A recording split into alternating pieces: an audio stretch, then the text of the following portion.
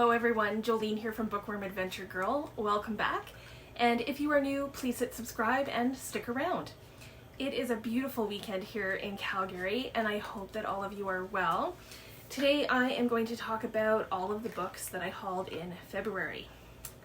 This will include the books that I am reading for the BookTube Prize. I have 11 books to talk about, so let's get started. First up is a book that was sent to me by Deb, who is a subscriber and an awesome member of the Up to No Good book club that I am part of, and you'll often hear us talk about it. AJ Dunn from AJ Dunn Reads and Writes is part of that. Shelley Swearingen from Shelley Swearingen's Library.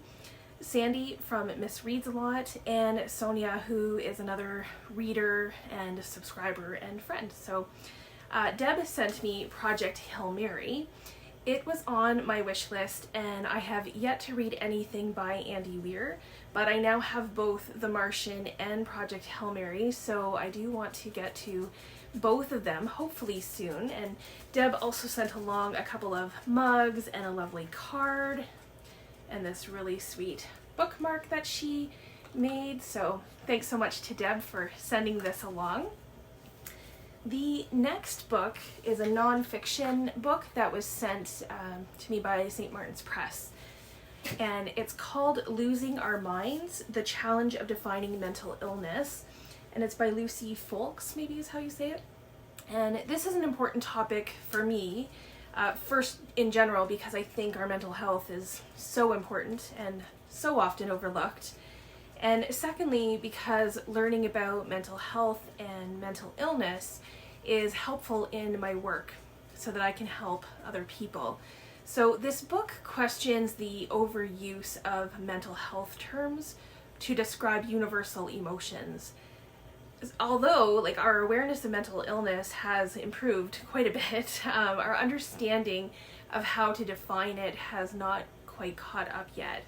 And I have seen this sometimes in my work where, for instance, depression is used both for someone who has depression as a psychiatric disorder, but then a young person will think, because they are grieving and are depressed in their grief, that they have the same psychiatric disorder, which is not usually the case. This book takes a look at how we should distinguish between, I'm going to say, normal suffering and actual illness, and that really appeals to me. So the third book is from the Republic of Consciousness, and it's from the Fitzcarraldo editions, which I love. All of their fiction novels are blue like this, and their nonfiction are white. And this is Strangers I Know by Claudia Durastanti, I think is how you say it, and it's translated from the Italian by Elizabeth Harris. And it just sounds like a compelling story, and the blurb on the back says the following: "Every family has its own mythology, but in this family, none of the myths match up. Claudia's mother says she met her husband when she stopped him from jumping off a bridge. Her father says it happened when he saved her from an attempted robbery. Both parents are deaf, but couldn't be more different. Into this unlikely yet somehow inevitable union, our narrator is born. She comes of age in this strange and increasingly estranged household, split between a small village in southern Italy and New York City. Without even sign language in common, her parents have not bothered to teach her. Family communications are rife with misinterpretations. An outsider in every way, she longs for a freedom she's not even sure exists. Only books and punk rock and a tumultuous relationship begin to show her the way to create her own mythology, to construct her own version of the story of her life. Kinetic, daring, and strikingly original, Strangers I Know is a funny and profound portrait of an unconventional family that makes us look anew at how language shapes our understanding of ourselves." So this really appeals to me because I like the themes of family and family dynamics, and it just sounds like communication and relationships will be important in this, and it might be interesting how the idea of mythology is brought into the story. The next two books I picked up, and it has kind of become a bit of a rabbit hole for me, although a familiar rabbit hole in many ways. I picked up Anne Frank's The Diary of a Young Girl. Now, I've read this many years ago. I already have it on my shelves, but I read it in grade 7, and my edition is, first of all, it's kind of stolen from my grade 7 teacher, Mrs. McHale. She had a number of books in the classroom that we could borrow and read, and I was always borrowing one of the books. And I had The Diary of a Young Girl when we moved across the country. And my guess is that it obviously got packed with all of my other stuff, and I have never seen Mrs. McHale since. So, Mrs. McHale, if you are watching, which would be strange, but if you are, let me know, and I will return this to you, because I have, now I have another one after more than 30 years, picked up my own copy.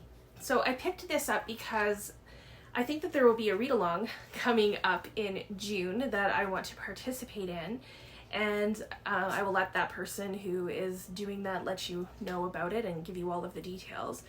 But the other reason is that I picked up this book, which is nonfiction, and this is how it kind of all began. So The Betrayal of Anne Frank, a cold case investigation by Rosemary Sullivan, just came out, and I've actually already read this, and I will talk more about it in my February wrap-up next week. But this book takes a look at all of the evidence, and in some ways new evidence, to attempt to find out who betrayed the people in the annex.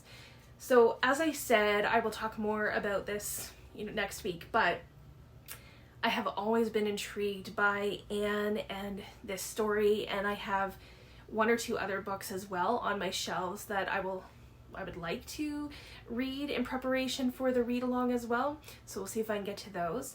And that brings me to the BookTube Prize. I'm very excited to be judging the BookTube Prize, and this round I am reading translated fiction.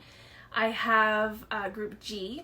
The only other person that I know who is judging that group is Gemma from Gem of Books, but supposedly there are 9 other judges out there for this particular group as well. So we have until the end of March to read all 6 books, and I will be starting my 3rd book this weekend, so I'm in pretty good shape for that. And the thing about the books in translation is that most of them are quite short. I can't say much about them, and we're not allowed to talk about them. And because I've already read some of them, I don't want to give anything away, which I know I would. So I will go through them in order of the most pages to the least pages. So with the most pages, coming in at a whopping 353 pages, is Where You Come From by Sasa Stanisic, I think I'm saying that correctly, translated from the German by Damion Searls. Then at 232 pages is the book that I'm still waiting to arrive, and that is Strange Beasts of China by Yan Ji. It's translated from the Chinese by Jeremy Tiang, and I'm really hoping that it gets here on time. Khalil by Yasmina Khadra is next at 226 pages, and this is translated from the French by John Cullen, and I actually have another book by this author and have yet to read it, so maybe after the BookTube Prize I will pick that one up as well. The next book is 184 pages, and that is Loop by Brenda Lozano, and it's translated from the Spanish by Annie McDermott.